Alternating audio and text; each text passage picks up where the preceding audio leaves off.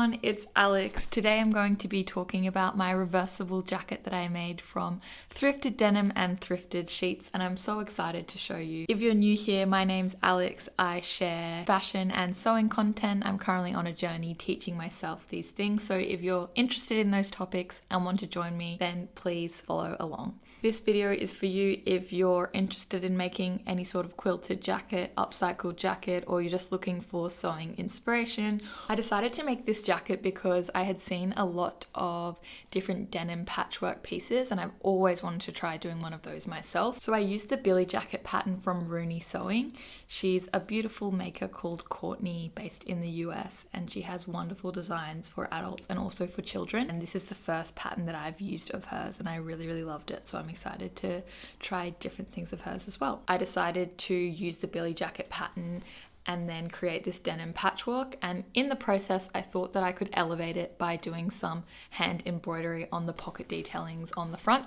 I thought it would be fun to put all of the pockets on the front because that's quite a unique aesthetic, but also you can use all of those pockets when you're out and about. This jacket definitely ended up being a massive labor of love given how long it took me to hand embroider around all of the front pockets, and then also generally patchworking the denim on the front pieces took quite a while, and then also creating the quilt on the inside also took a while. In the end, the time that I spent on it was really worth it because it is such a unique piece. It's really warm, it's really durable, and I definitely think that I'm going to wear it a lot. This jacket was made using various shades of thrifted jeans. I used 3 pairs in the end. I could have gotten away with doing 2 pairs, especially if I did a smaller size of the pattern.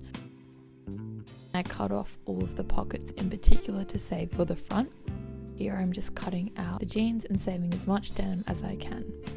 This is the main pieces of denim that I got from 1 pair of jeans. But as I said, I used about 2 and a bit pair of jeans. And then I was patchworking them together into the different pattern pieces. When patchworking the denim together, I did it in a bit of an ad hoc fashion.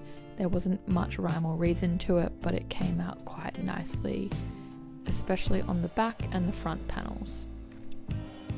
To make the front pockets pop a bit more, I decided to do some hand embroidery, and I picked a muted rainbow palette and just went with the flow in terms of what colors I felt like using. Anyone who's done hand embroidery will know that it can be very time consuming, so I did this hand embroidery over the course of quite a few months. It was a fun little project and easy to take with me on the tram or do in front of the TV, and it was really rewarding when I was finally finished with the embroidery. I haven't done much hand embroidery before, but I found this to be very therapeutic, so I would definitely like to do more in the future. I've watched a lot of videos now on beautiful designs that people can do with hand embroidery, so I feel quite inspired, and there's definitely lots that I can learn and lots that I can create. This is what the front panels looked like when all of the hand embroidery was finished. Once I had finished the hand embroidery, I was able to sew together the outer layer. I made sure to use a denim needle so that I could get through the thick fabric, especially around the armholes. The pattern had a lot of ease in the armholes, which was handy. If you're new to sewing, I would definitely recommend using wonder clips, as you can see here. These can be really handy for holding fabric together and sewing tricky seams, and can be a lot easier to put on and take off compared to normal metal pins. And this is what the outer layer looks like when it's all sewed together. I'm glad I decided to do the embroidery on the front pocket. It gives it that one-of-a-kind unique flair.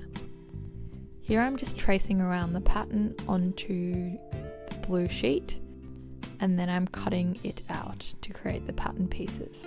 I find it so easy to use my rotary cutter on my cutting mat. It's really efficient, saving me a lot of time. Here you can see I'm also tracing the pattern out onto the cotton batting. This is so that I can layer the lining fabric with the cotton batting and create that quilting effect.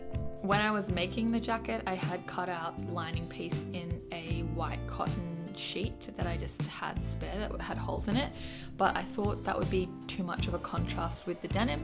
And then when I found some thrifted fabric in this kind of soft grey blue colour, I thought that would be perfect for quilting on the inside, and then I could make it reversible and it would match some other pants that I'm making with this fabric.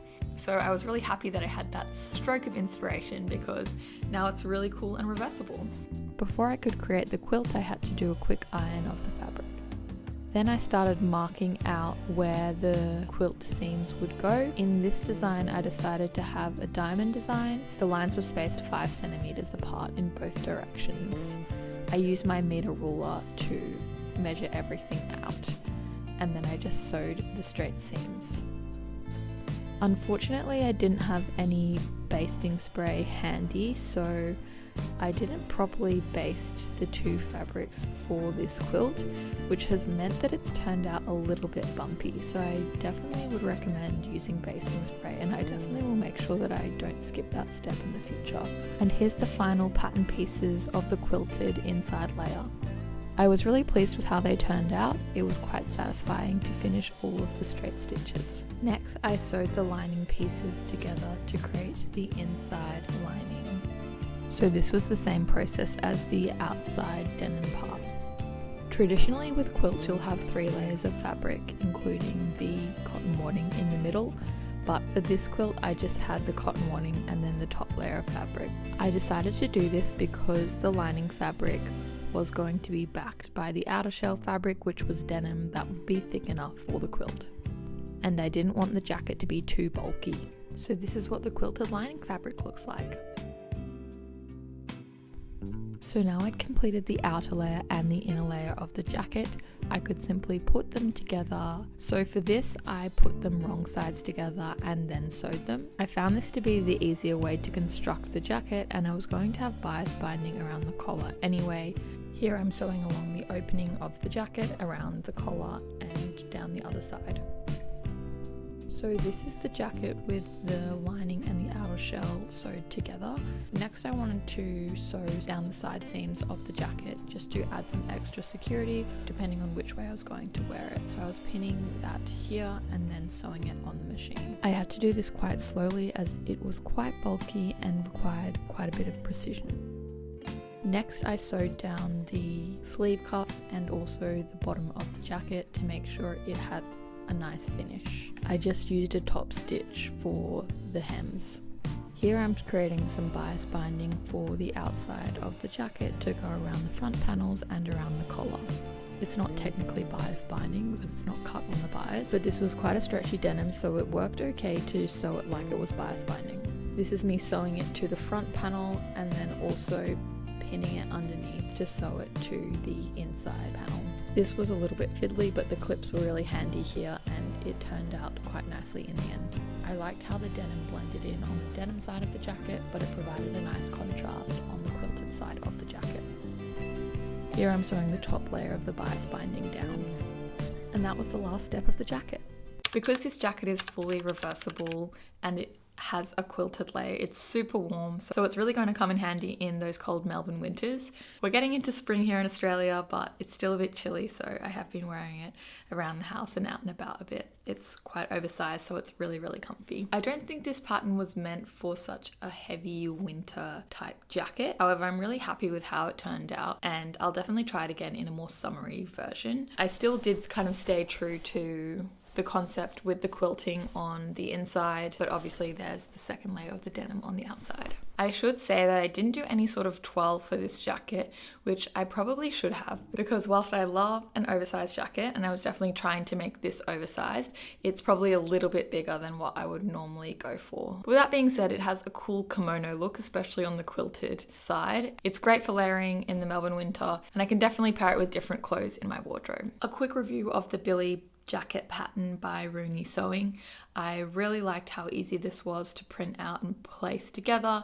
I liked the different size variations that were available. You could either have a cropped option, a waist option, or a longer option. I went with the longer option, but I think if I did this again, I might try one of the other variations. It was a pattern where I had to cut around each of the paper to be able to place it together. So that was a little bit time consuming, but I don't mind doing that generally, but just something to note if you are going to buy one of her patterns. Overall, I was really happy with it and it was quite easy to adapt to my needs. What did I adapt? Well, I didn't end up using the pattern piece for around the collar. I just ended up creating my own bias binding and using that, so it's a lot thinner than is on the actual pattern. And obviously I made this one fully reversible, so in terms of the sewing construction there are a few little different details compared to how Courtney shows you how to do it. So please let me know what you think of my jacket, or I'd love to see any designs that you have using the Billie Jacket pattern. If you like this jacket, I'm currently making a weave pant set which also uses the material from the quilted part, so definitely stick around to watch my video about those. So without further ado, I'll show you the final jacket.